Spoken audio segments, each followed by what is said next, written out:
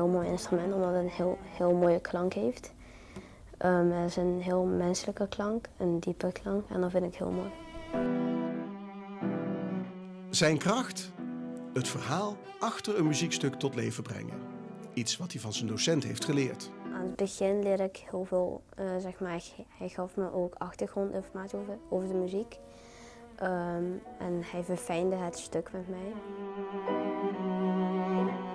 Wat we doen nu is vooral fine-tunen. Dus we kunnen nu praten over karakters, over gevoelens, omdat de taal al voor hun heel duidelijk is. En het werk nu is minder moeilijk dan in het begin.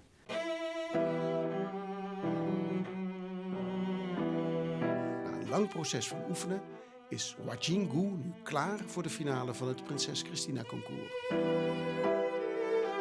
Ik denk dat hij moet zichzelf blijven.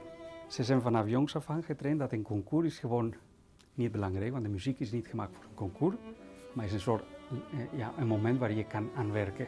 En als ze winnen, prima. En als ze niet winnen, de volgende dag wordt opnieuw gewerkt. Ben je nu zenuwachtig? Nu nog niet, maar waarschijnlijk dan wel. Ja, ik probeer te bedenken dat het net gewoon als een concert is, maar dan zit gewoon een jury in de zaal. En als ik mezelf kan overtuigen dat het niet echt een wedstrijd is, dan denk ik dat het wel wat beter gaat meevallen. En dat ik gewoon mijn muziek ga vertellen aan het publiek.